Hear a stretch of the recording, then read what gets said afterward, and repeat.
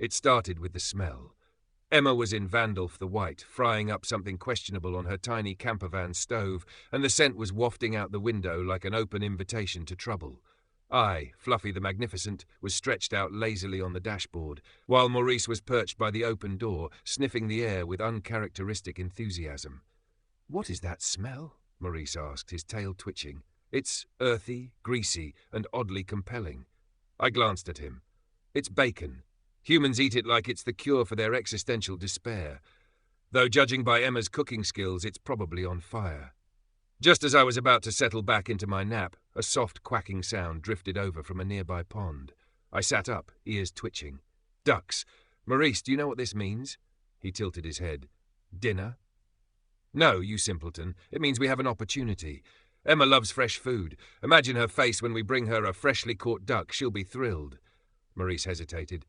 "Are you sure? She doesn't seem like the kill-it-yourself type." I smirked, leaping down from the dashboard. Trust me, humans love a good surprise." We crept toward the pond like seasoned hunters, or at least I did. Maurice tripped over a rock and landed face first in the mud, but I ignored him. The ducks were oblivious, floating peacefully, their little webbed feet paddling lazily. "All right, Maurice," I whispered. "On my signal, we pounce." Maurice wiped mud from his nose. "Are we actually going to kill them?" "Of course. They're ducks, not diplomats. Now focus." The hunt was glorious. I sprang forward like a feline warrior, claws extended, and tackled one of the ducks in a flurry of feathers and quacks. Maurice, inspired by my sheer dominance, managed to grab another, though his technique involved more flailing and screaming than actual skill.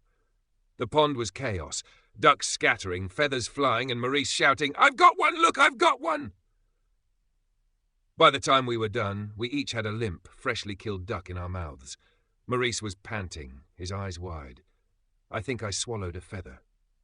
"Good," I said around my duck. "It's extra protein. Now let's get these back to Emma." Back at Vandalf, Emma was stirring a pot with the focus of someone who thought they were auditioning for MasterChef. She looked up as we trotted in, ducks in tow, and her face immediately drained of colour. "Oh my God," she screamed, dropping her spoon. "What is that?" I dropped my duck at her feet, sitting proudly. "For you, my dear human, freshly hunted, no pesticides, 100% organic." Maurice followed suit, though his presentation was less graceful. He tripped over the campervan step and accidentally smeared blood across the floor. "I helped," he declared, looking absurdly pleased with himself. Emma stared at the carnage, 2 dead ducks, a trail of blood, and feathers everywhere. Her face went from pale to green in seconds. "You killed ducks and brought them. Oh my God, there's blood on the floor!" I tilted my head, confused. "Isn't this what you wanted?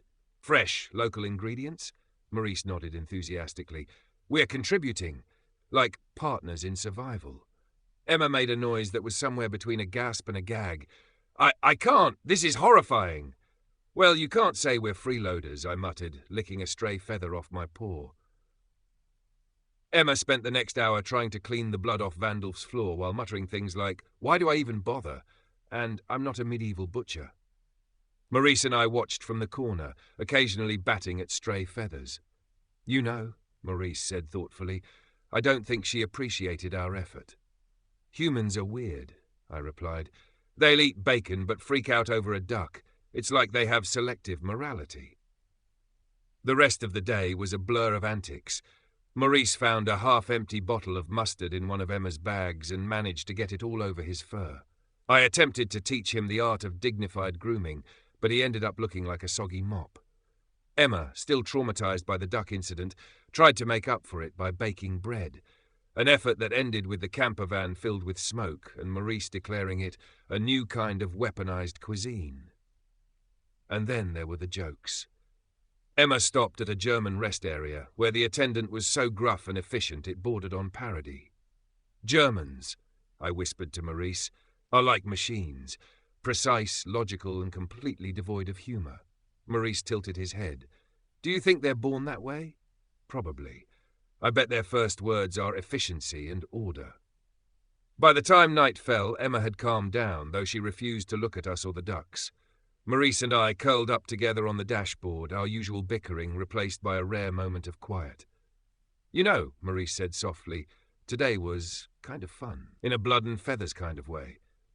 I smirked, flicking his ear with my tail. You're learning. Stick with me, Maurice. You might actually become useful. He grinned, his eyes closing.